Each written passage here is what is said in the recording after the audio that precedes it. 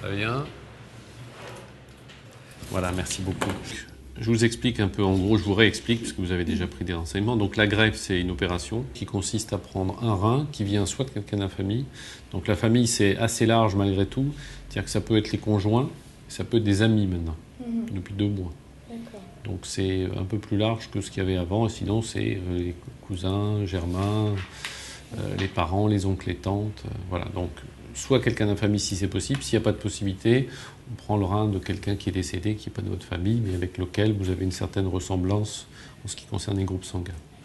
Ceux où ces reins, on vous les rajoute, on ne touche pas aux vôtres, on vous rajoute 1 ou 2 reins qu'on met en général du côté de l'appendice.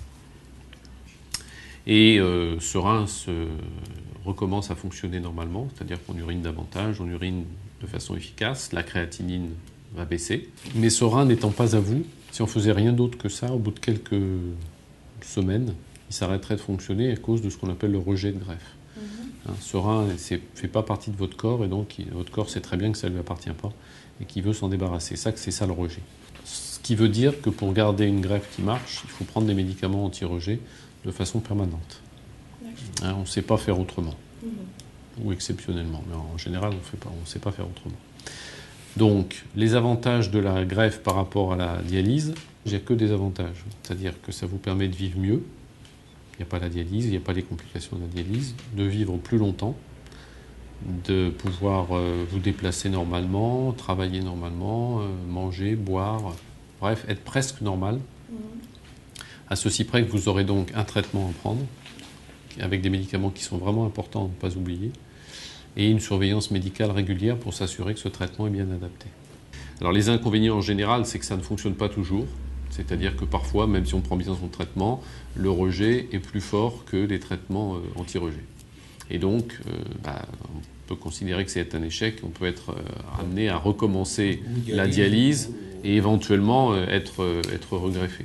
C'est possible. En gros, pour vous donner un ordre d'idée, après 1 an de greffe, il y a à peu près 95% des gens qui sont encore avec un rein qui fonctionne. Mais sur ces 95%, il y en a qui ont un rein parfait, puis d'autres qui ont un rein qui a déjà un peu souffert. Ce qui fait que quand on prend les mêmes personnes 10 ans après, il n'y en a plus que 65% à peu près qui ont encore un rein qui fonctionne. Ensuite, les autres inconvénients sont liés au traitement anti-rejet. C'est des traitements qui sont puissants et dont le mécanisme d'action, c'est de diminuer vos systèmes de défense. Comme ça, vous êtes moins capable de reconnaître le greffon et de le détruire, mais du coup, vous êtes aussi un peu moins capable de vous défendre contre les microbes. Ça, c'est dans les semaines et les mois qui suivent la greffe, surtout. Et puis, un peu moins capable de vous défendre contre les cancers de la peau également. Et ça, c'est après 5-10 ans de traitement.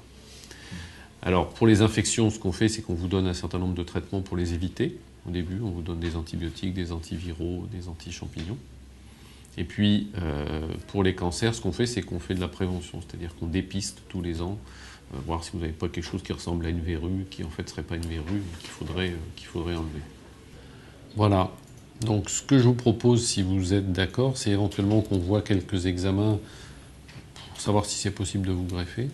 La réponse est oui, ce sera possible, mais on aura besoin de ces examens.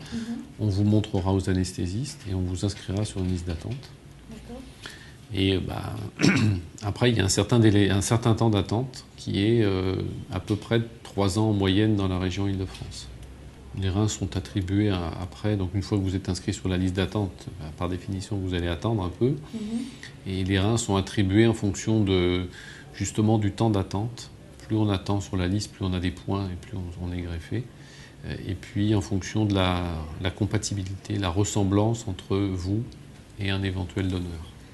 Si il se trouve qu'on vous trouve un donneur très très compatible avec vous, à ce moment-là, vous bénéficiez d'un certain degré de priorité.